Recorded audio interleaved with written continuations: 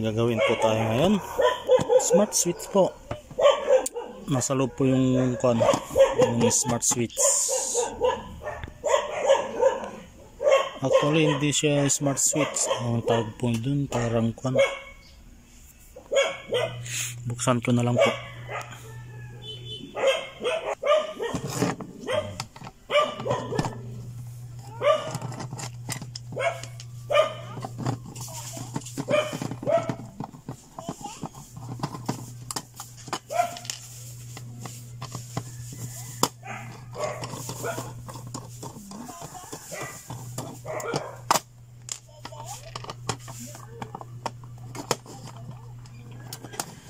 Yung white box sana, kaso mas gusto ko ito kasi mas mura lang. May paglalagyan lang po.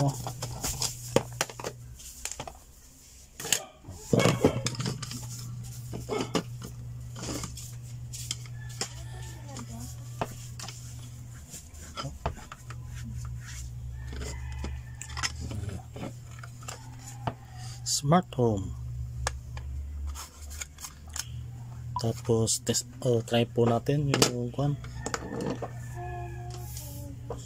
try natin yung electric fan na lang, yung pinakalod po niya.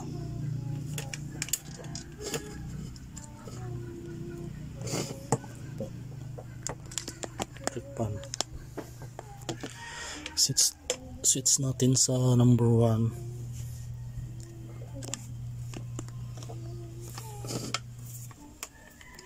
Tapos to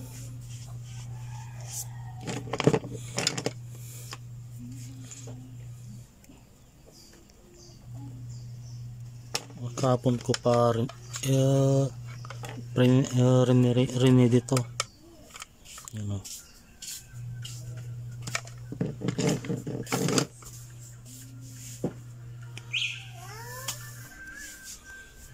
Tuya apps po siya. Tuya apps ang kailangan.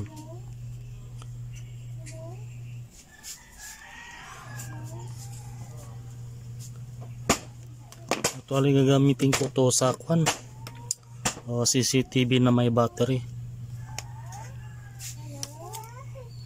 If maluban na po yung camera, i-switch ko na lang po sa cellphone ko para mag-charge po yung CCTV.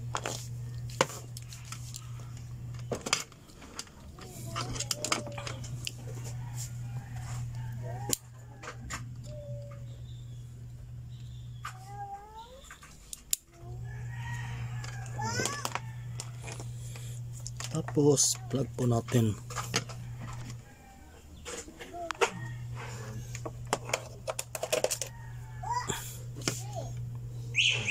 Hindi pa nakaon.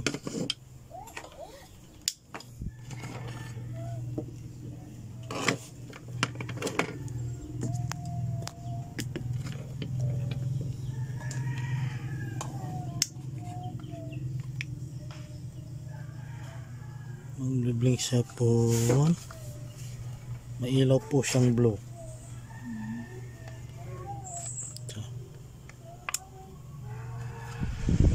Manual po, manual.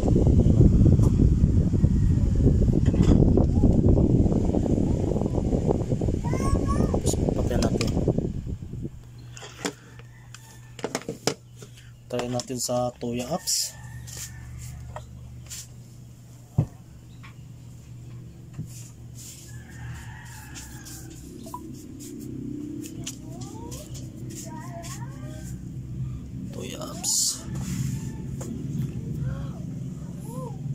Ang nilagay ko ay camera charger. Camera charger. Yan. Tapos siya.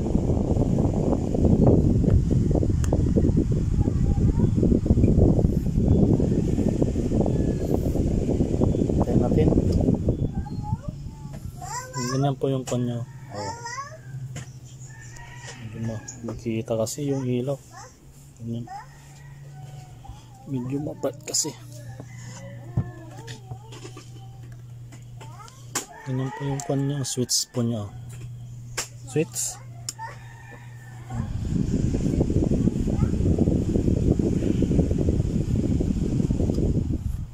Tapos pwede mo ding i-timer po yan. Yan po. On.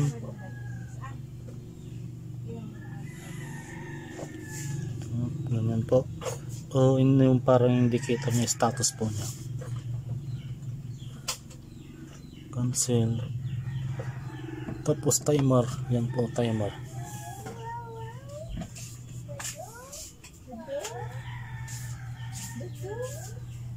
Mag-add ka na lang. Kayo na po ba mag-add? Ganun. Tapos try natin sa 1. Wi-Fi po ito. Wi-Fi, nakakonect po sa Wi-Fi.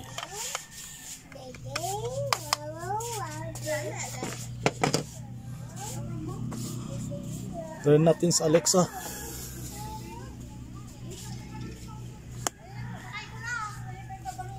Alexa. Yan o.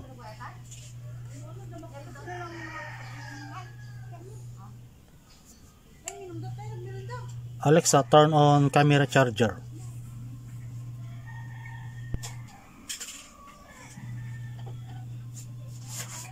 Ayan. Na-delay po siya, na-delay. Try natin ulit.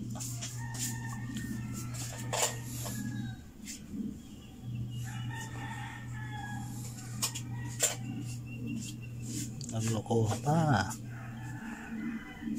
Exit natin. Try natin ulit.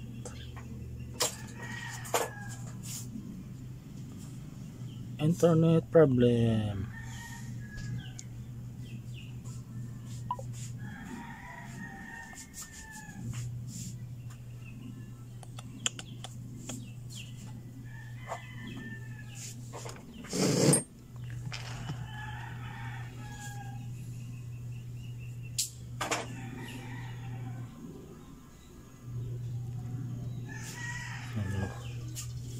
Connection time.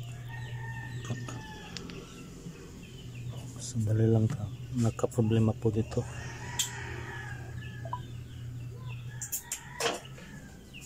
Okay naman po siya. Sandali.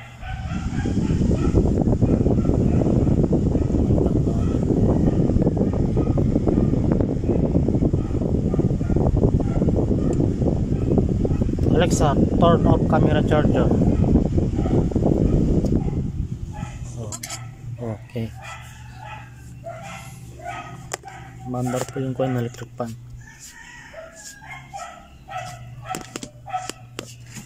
Tignan natin yan. Yan nga para makita nyo po yung coin.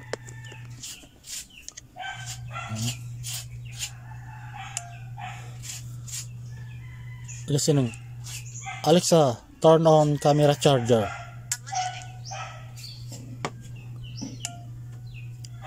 Alexa, turn on camera charger. Yun o. Okay, sabi. Okay, sabi. Okay.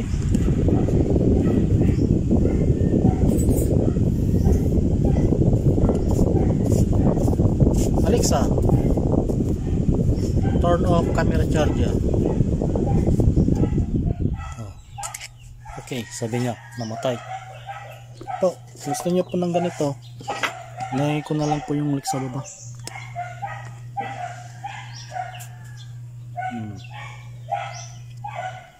Gamitin ko sa akong kasi to sa camera. Camera yung may battery.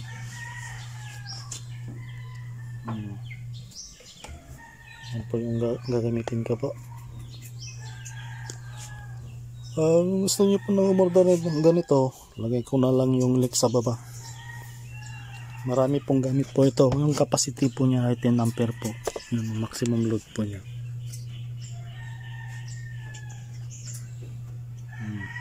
10 ampere. Buksan po natin sa loob para makita po nyo. I-pause ko muna tapos buksan ko muna po.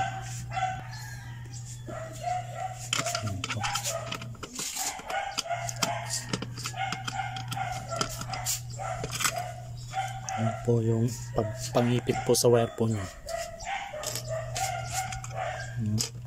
Tapos to.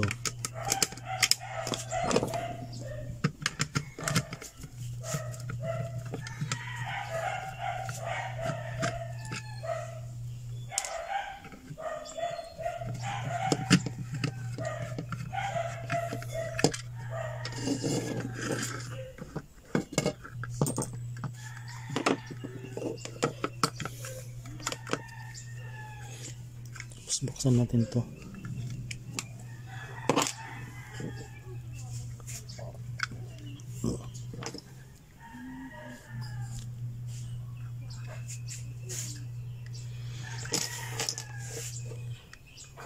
Isama.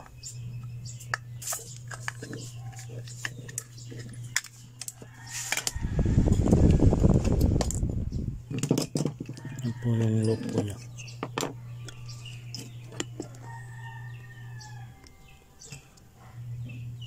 Yan po yung itsura niya sa loob. Tapos dito may relay po siya. 10 ampere yung capacity po niya. Yun lang po kasimple. Indicator po niya IC.